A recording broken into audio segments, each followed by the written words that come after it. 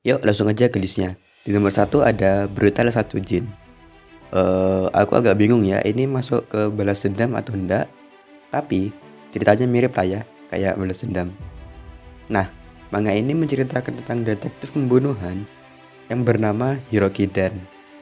Dia ini tuh seorang anak dari inspektur jenderal polisi dan mempunyai karir sukses yang cepat menanjak.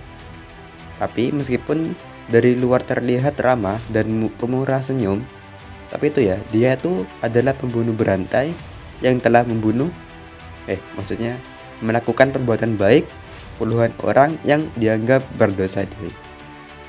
Lalu di nomor 2 ada Prison Lab. Eyama Aito, siswa SMA yang selalu mendapatkan bully dari siswa-siswi di sekolahnya. Lalu, pada suatu ketika, ada organisasi misterius yang mengirim sebuah surat yang bermaksud untuk mengajaknya bergabung ke dalam kayak game gitu. Nah, di gamenya itu dia diperbolehkan untuk memilih sebuah nama dan orang yang disebut namanya itu akan ditahan selama 1 bulan dan si Ayama ini diperbolehkan melakukan apapun pada si korban. Dalam game ini, Ayama juga akan mendapatkan hadiah berupa uang. Ayo Kirishima adalah orang yang dipilih oleh Ayama karena dialah yang dianggap paling berpengaruh dalam pembulian Ayama. Nomor 3, When Night Falls. Bercerita tentang Mochizuki Wakaru yang kakaknya diperkosa dan dibunuh oleh 3 orang remaja pada 8 tahun lalu. 3 orang remaja yang memperkosa kakaknya itu dilindungi di bawah undang-undang remaja. Para penjahat telah diizinkan untuk masuk kembali ke masyarakat. Tetapi, Mochizuki Wakaru itu tidak melupakan kejahatan dan ingin mereka untuk mendapatkan hukuman. Setelah itu, dia memutuskan untuk mencari ketiga remaja itu. Namun, dia ditabrak oleh salah satu penjahat dengan sepeda dan dirawat di rumah sakit. Saat di rumah sakit, dia itu ternyata punya kayak kemampuan gitu buat masuk mimpi orang lain. Dan di mimpinya itu akan memberikan efek yang sama di dunia nyata. Jadi semisal kalau lo di mimpi sedang ditusuk, maka di dunia nyata kamu juga akan ditusuk. Nomor 4, Dungeon Seeker.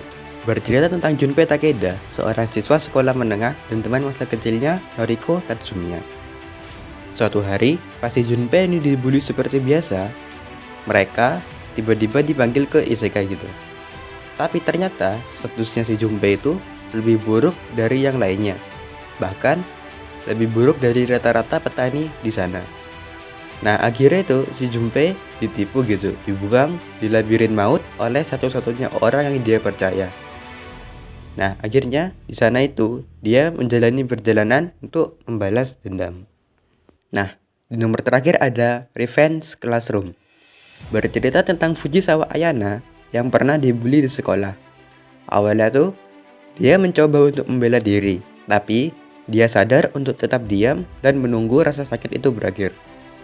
Namun, pembuliannya meningkat pada suatu hari ketika seseorang kelasnya mendorongnya ke jalan raya. Nah, di rumah sakit, saat dia pulih, dia sadar bahwa meskipun dia tidak melawan, teman-teman sekelasnya mungkin pada akhirnya akan membunuhnya.